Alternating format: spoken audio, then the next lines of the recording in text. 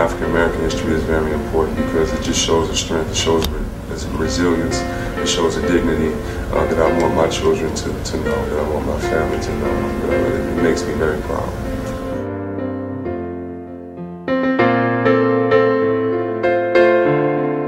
Yeah, one of the biggest things that got me interested in my history was my father took me to Mississippi when I was about 10 years old. And he took me downtown to the square, and it's very small, so it's the downtown square, and he was just saying how when he was little, when he was a young boy, 4, 5, 6, he remembered coming down there and them hanging black people and them cooking, you know, having barbecues and popcorn and things like that, and I just couldn't believe that in a public place you could actually kill someone and have, you know, kids and people come as if it was a carnival. And him explaining that to me at a young age really hit me to where, you know, I need to take my naivety and spread it. I need to say, listen, we're all the same, and we can make a difference, and share that with children so they can be the same, so we won't go through what my father went through, what their parents went through. And that to me was a very eye-opening experience to let me know how bad it was and how incumbent it is upon me to try to make a difference.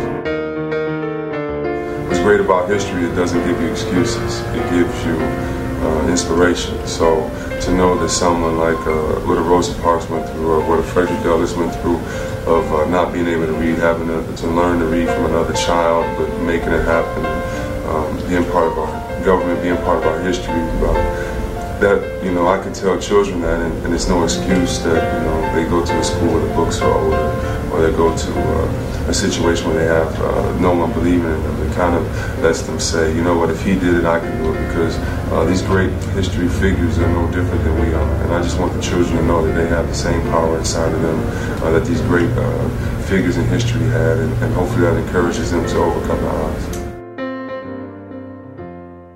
Martin Luther King obviously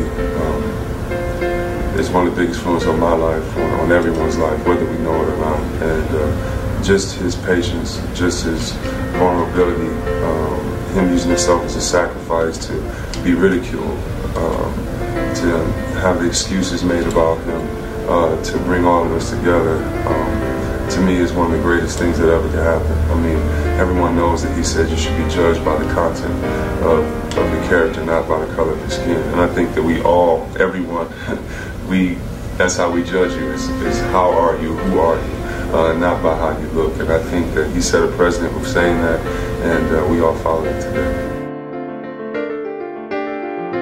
The black woman has definitely held the family together. And whether we look at Harriet Tubman, who was part of the Underground Railroad leading slaves to freedom, whether you look at Rosa Parks, who refused to give her a seat to a man, and she was tired after working, just the strength of that, and going through that time in the 60s where she was ridiculed, to Phillis Wheatley.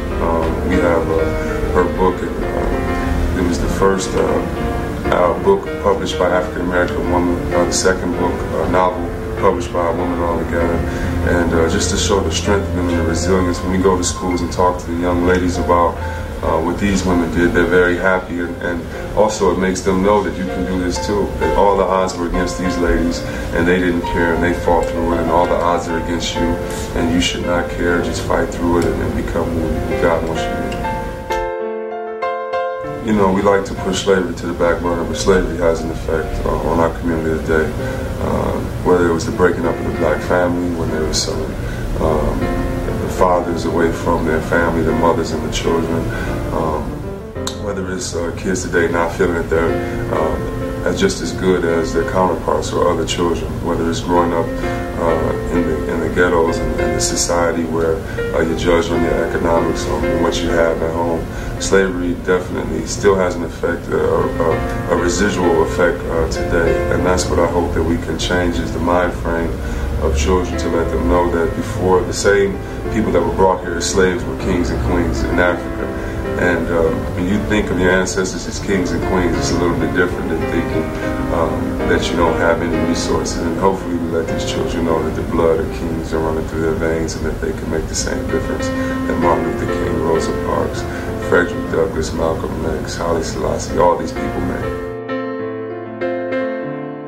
You know, I look at sports, I think that sports was the one liaison between all races, because if you have a common enemy, you have a common kinship. And you know, where else can you see a black guy hugging a Serbian, who's hugging a Greek guy, who's hugging a white guy, but in sports? And I think sports really brought us all together, because when you have a common enemy, when it's Detroit against Chicago, it's all Detroiters. It's not a black Detroiter or a white Detroiter.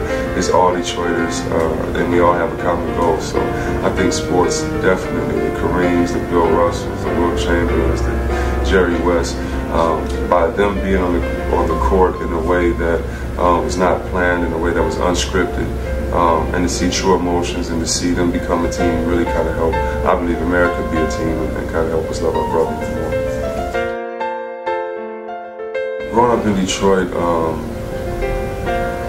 you have to really know who you are. You know, I was really taught at a young age. I remember being in kindergarten class and having patches of the wall of famous figures, whether it was Harriet Tubman or Dr. Charles Drew. And it was great because I went to an African-American school at a young age, and we had all these positive influences. So growing up, I was given an expectation that I was supposed to be like them, not like anyone else, or not for money, not for anything else, but I was supposed to be educated and I was supposed to make a difference. And so growing up in the schools that I grew up in and the influences that I had, it really just taught me that you have to be better, you have to work as hard as you can, and you can accomplish anything, and excuses are not an option. It's so special for me to have my pieces at the Charles H. Wright Museum. Number one, because it's the largest African-American museum in the country, and to me, that's an honor within itself to have space in the largest African-American museum and to share space with all the great artifacts they have. Two, to be in the city of Detroit, my hometown, the city that influenced me to collect these pieces, is great, and it's just going to be almost a celebration to have my pieces there, because it's kind of a culmination of everything that I've gone through in life, a culmination of all my experiences, of my different trials and tribulations, and to have them there and to be able to share them with people in my personal collection is just an honor, and I'm very happy. I'd just like to thank the Charles H. Wright Museum for allowing me to have my pieces there. I'd like to thank all the Detroiters that are going to come see it. And I'd like to thank everyone that influenced me to be myself, to encourage others, to inspire others. The pieces I have are wonderful in my personal collection, and I hope that everyone enjoys them. But I definitely thank you, Detroit, because this is your imprint on me, and I hope you get to come out and see it.